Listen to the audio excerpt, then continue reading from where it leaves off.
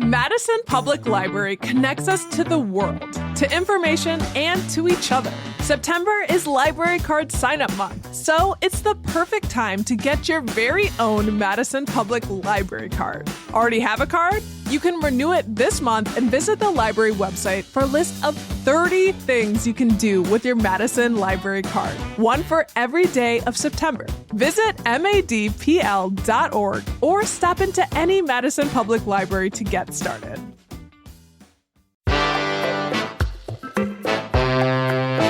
Today on CityCast Madison. It's Thursday, so of course we're dishing on Madison's food scene. So where my vegans at? And how about all ye vegan curious folk? Next Saturday, September 28th, is Madison Vegan Fest, an annual festival that's held at Lunny Lake Farm County Park in South Madison. The event will feature everything from animal sanctuaries, vegan eats and treats, to a speaker series celebrating the impacts of a vegan lifestyle. Ahead of the big day, we sat down with the festival's lead organizer, Emma Cameron, to learn more about the plans for this year and to ask about the origins of this yearly celebration. Oh, and after the interview, Melinda Heinrichs will be joining us for a conversation sponsored by the Madison Public Schools Foundation about two very important questions that will be on your ballot this November. Stick around to learn more. It's Thursday, September 19th. I'm Bianca Martin, and here's what Madison's talking about.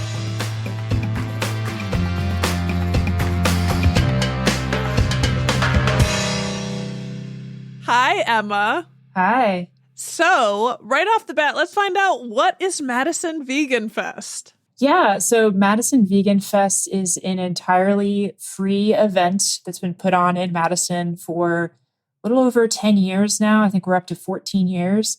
So it started in 2011 at the Goodman Community Center, and it's been through a lot of iterations, a lot of organizers since then, but our mission has always remained the same, which is just to bring people together to enjoy delicious vegan food, hear from engaging speakers, and explore ways to live more compassionately and sustainably. Yeah, and where is it located this year, and how do you get there? Yeah, absolutely. So it's at Lunny Lake Farm County Park, which is on Libby Road in the south side of Madison.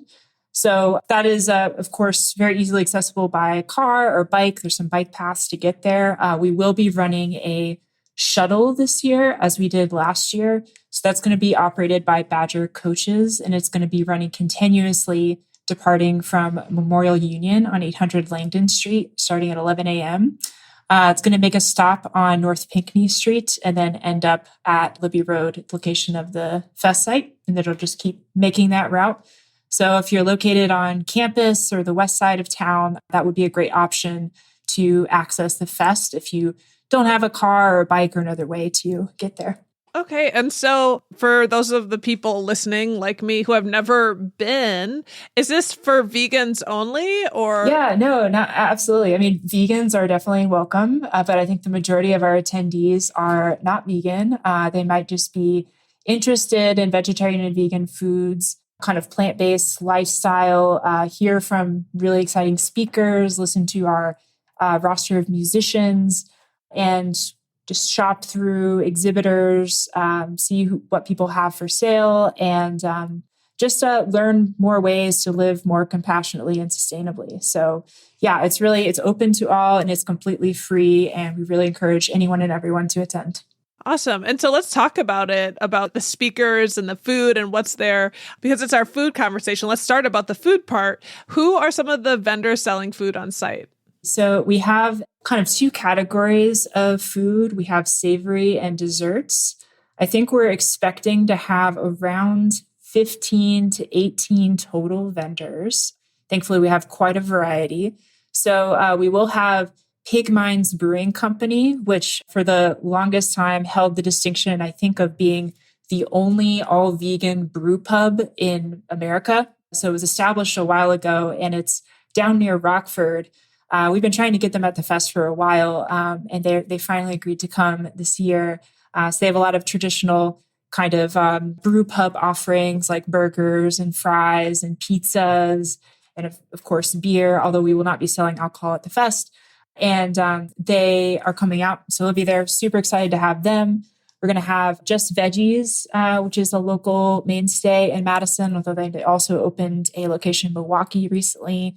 We're going to have Wicked Willow up from Stevens Point. They're really a fan favorite up there, and they're making the trip down to Madison. So super excited for that. We also have Fit For You MKE coming from Milwaukee. We have Vucher Foods has been making the rounds through Madison and areas around Wisconsin lately. So you might have seen them in I think they have their vegan junk food pop-ups that come through here occasionally. I don't think I've heard of them. Vucher Foods. Yes, Vucher. Yeah. So it's spelled Vuture. Nice. So that's a couple of the savory offerings. For dessert, Chocolate Shop. Yes. Gotta have Chocolate Shop. So they'll be there. We'll have Mindful Baking. We're going to have Sweet Jewels Bake Shop, AFMG Cafe, 1146 Vegan. So yeah, lots of varieties of food amongst savory and sweet to choose from. Is vegan ice cream ever a hard sell in Wisconsin? Yeah. So I think, opinions vary. I have definitely seen a lot of people have different opinions around vegan ice cream. I think Chocolate Shop does do their oat flavors very well. So that's a new recipe that they've only had for, I think, the past year. So I remember they used to use, I think it was a soy-based formula, which I thought was good. I thought it was great, but I think they wanted to do better. And they said, okay, we're gonna discontinue our soy offering. I think also because they wanted to be accommodating to people with soy allergies or who can't tolerate soy. So they discontinued that line. And they took a while and they were kind of formulating. And then they released that new oat-based line of products. So they have a lot of oat-based ice creams now, quite a few. And me and my partner we always get the black cherry oat. This is like my absolute favorite flavor at Chocolate Shop. It has those like juicy, full cherries in it. And it's just, I love it so much. There's something special when they have the actual fruit in it.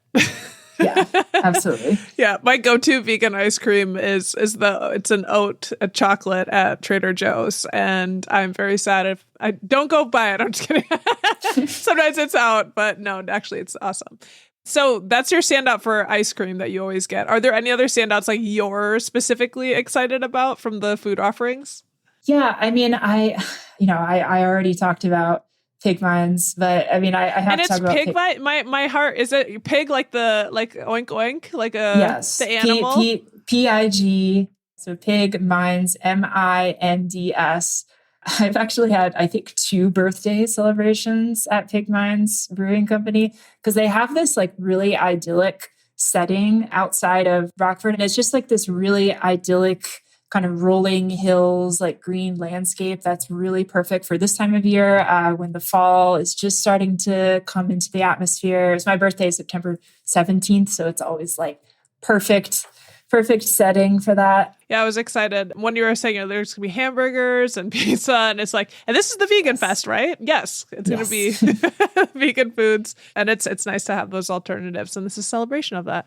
So we've talked about the food, and you highlighted a couple times about the speakers, and I imagine that's a part of the whole picture is like get good food and also get educated on some vegan topics. Can you talk about who is on deck for the speakers and just a little bit about those offerings? So we're really excited for our keynote speaker is John Oberg, who has been an animal advocate and vegan since 2009, has been full-time animal activist since 2012. And he's been very, very active on social media. So I think he's had like 250,000 followers on Twitter and various social media platforms.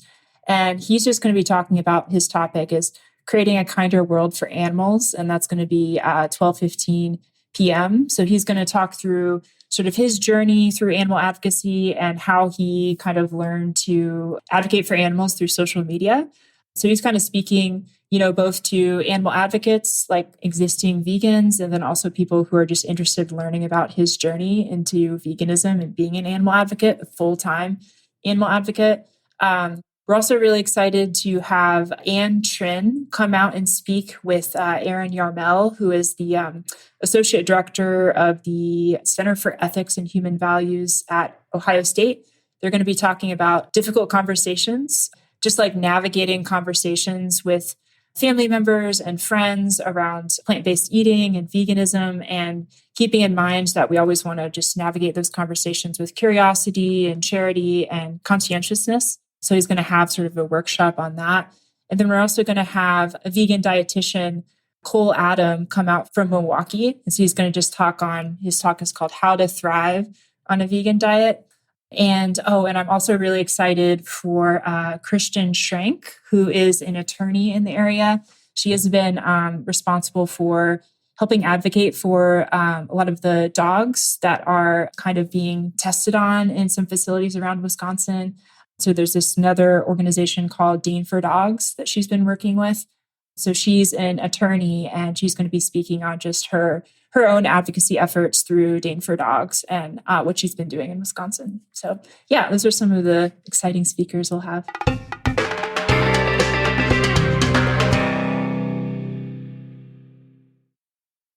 Think scaling AI is hard? Think again. With Watson X, you can deploy AI across any environment. Above the clouds, helping pilots navigate flights, and on lots of clouds, helping employees automate tasks. On-prem, so designers can access proprietary data, and on the edge, so remote bank tellers can assist customers. Watson X works anywhere, so you can scale AI everywhere. Learn more at ibm.com/WatsonX. IBM. Let's create. Ryan Reynolds here from Mint Mobile. With the price of just about everything going up during inflation, we thought we'd bring our prices down. So to help us, we brought in a reverse auctioneer, which is apparently a thing. Mint Mobile Unlimited Premium Wireless. How to get 30, 30, bit to get 30, bit to get 20, 20, 20, bit to get 20, 20, bit to get 15, 15, 15, 15, just $15 a month? Sold! Give it a try at mintmobile.com/switch. $45 upfront payment equivalent to $15 per month. New customers on first 3-month plan only. Taxes and fees extra. Speed slower above 40 gigabytes. See detail. And there's also vendors exhibiting, right, that are non-food related. I peeked at them, and a lot of them are very cute and animal friendly and forward. Can you talk about some of those? So kind of across the gamut, there's a lot of different folks who are from sort of the local Madison area, kind of the greater metro, all the way into Chicago, Milwaukee. So I think one of them, Taco Cat Creations, is really fun. So they have just like cool stuff for cats and the people who love them is kind of their tagline for, what they're selling. We're also going to have a lot of artists who are selling their art, like Marina Drake art will be there, and some folks with candles and other things for sale. Also just have some general sweet treats like Tebal Chocolat Inspired Alchemy. We'll have some prepackaged materials to take away from the fest.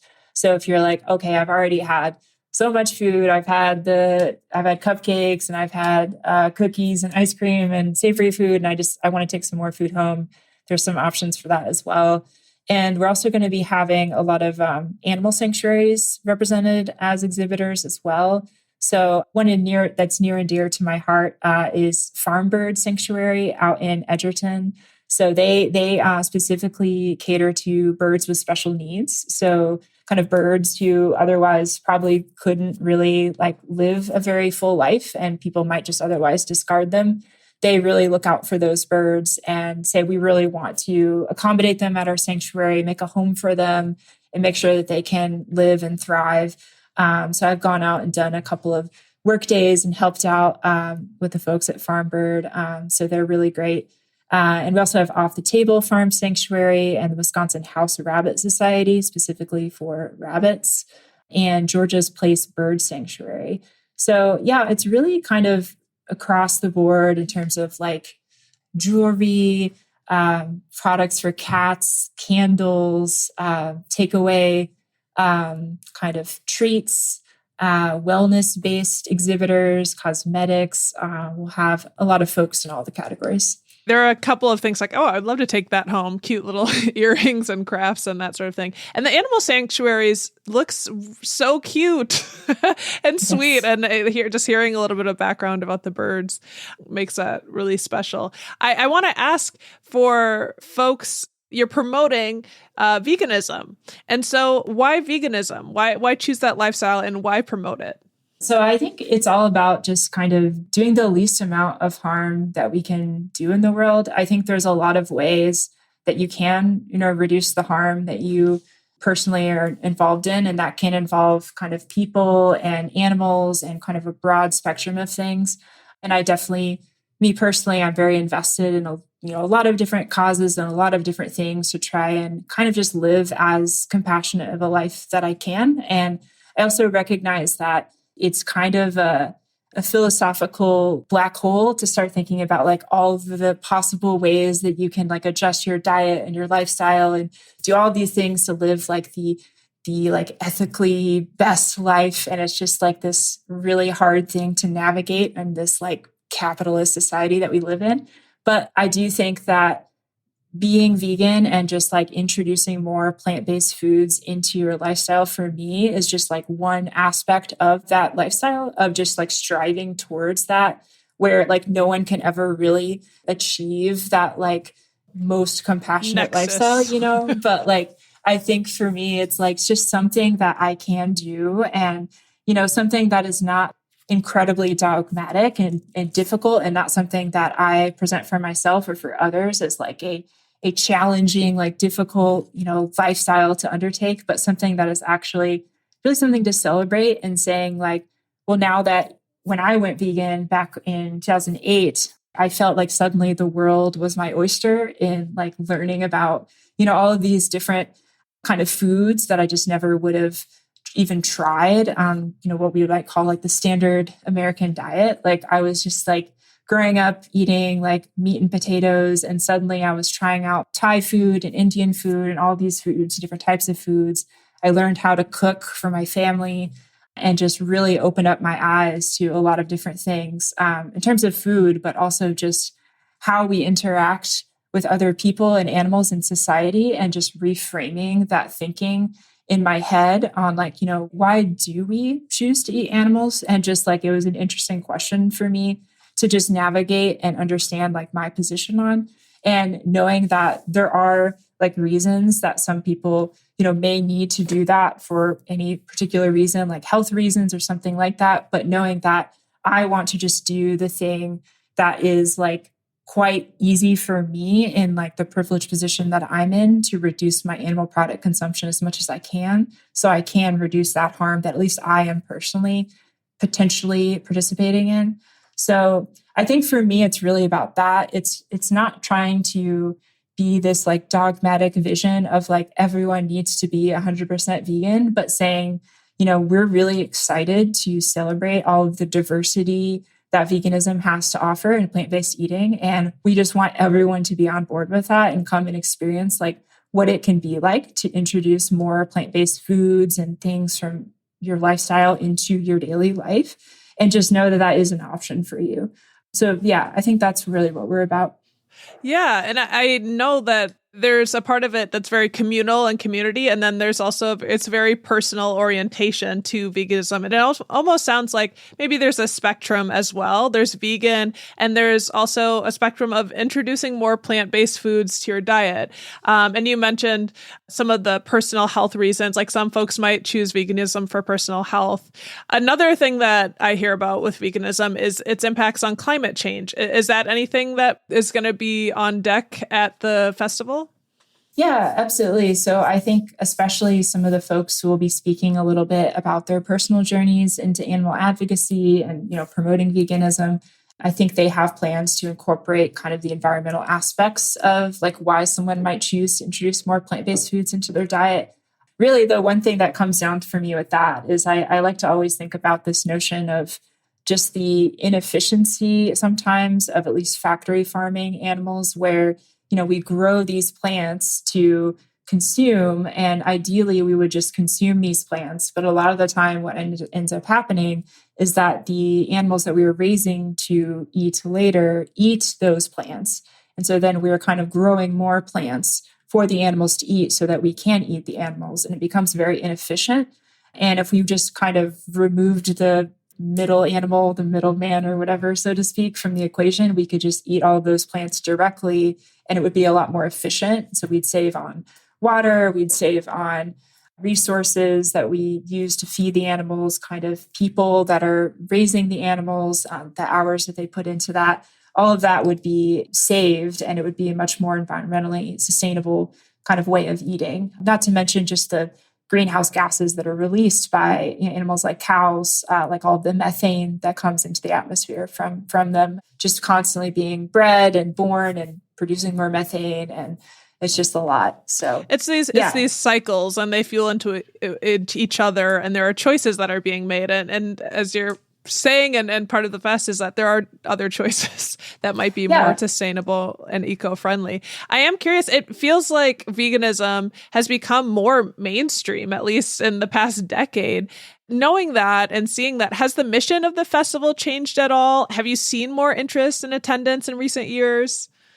Yeah, that's a great question. I do really feel like that's the case. Like, I do feel like there's been more mainstream interest in veganism. Whereas like in the late 2000s or like early 2010s when I was first vegan, it felt like very niche thing that felt very strange and weird. And now it's like something that, people will say like, oh, I'm going to go eat at a vegan restaurant. It's like, that's like a type of food that someone might just go try, even if they're not vegan, because like, hey, like lots of cool vegan food out there to try. And I do think accordingly that the mission of the fest has changed over the years. So I moved to Madison in 2015. So the first vegan fest I helped participate in was in 2016. And I can only really comment on the changes since then. And of course, we canceled for several years in the pandemic.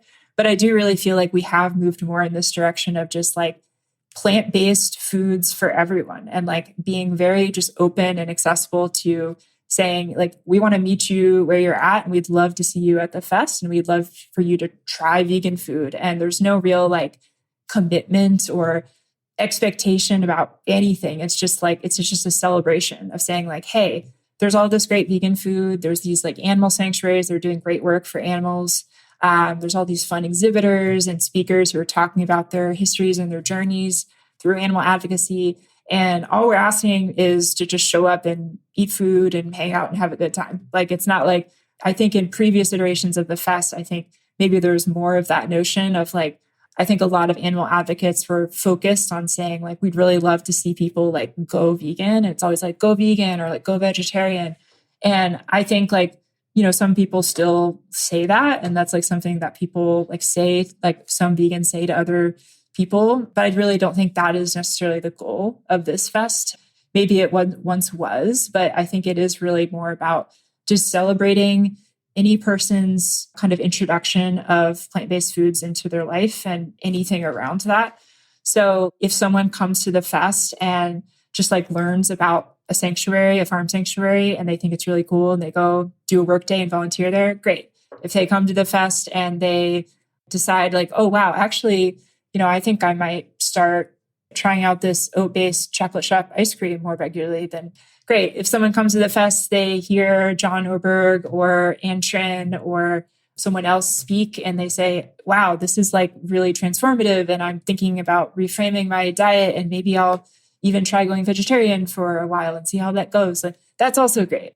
I don't think that there's any mission other than what I said at the outset of the conversation, where it's really just like celebrating people enjoying plant-based foods and options to just live more compassionately, more sustainably in any way that we can, and recognize that everyone is on a different part of their journey and there's no expectation for anything. And I really feel like the mission of the fest has grown more and more in that direction. And that's something that I'm really proud of. That's awesome. So everyone's welcome, even if you do eat meat or other things. Yes, especially if you eat meat. Yeah, come on out. I'd love for you to try Future Foods and Pig Minds. Like, there's lots of great meat-based replacements out there. There you go. It sounds like a really good time, a hoot and holler, and tons of cute animals, and it sounds like a good time. Emma, thank you so much for coming on and giving us a snapshot of Madison Vegan Fest this year and some of the principles and thoughts behind it. It's been really fun. Yeah, thanks so much, Bianca. That's Emma Cameron, lead organizer for this year's Madison Vegan Fest. If you want to learn more about the fest, head over to our show notes for a link.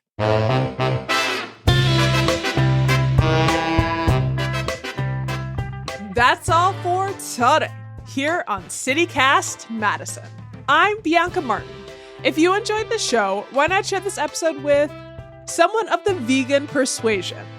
And don't go anywhere. In just a second, we've got an important conversation sponsored by the Madison Public Schools Foundation. CityCast content director Will Fulton is chatting with the foundation's president, Melinda Heinrichs, about the proposed Madison Metropolitan School District referenda. You won't want to miss this.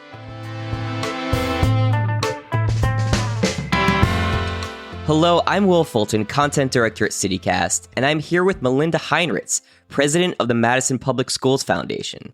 Hey, Melinda, thanks so much for being with us today. And thank you, Will. It's great to be here with Madison CityCast this morning. Amazing. Hey, I love that flamingo in your background, by the way. It's a big Madison symbol. Yes, it is. It's proof that Madison, which sometimes takes itself very seriously, also has a great sense of humor, with a plastic flamingo being our city bird and mascot. Well, for sure. Well, we're not here to talk about flamingos.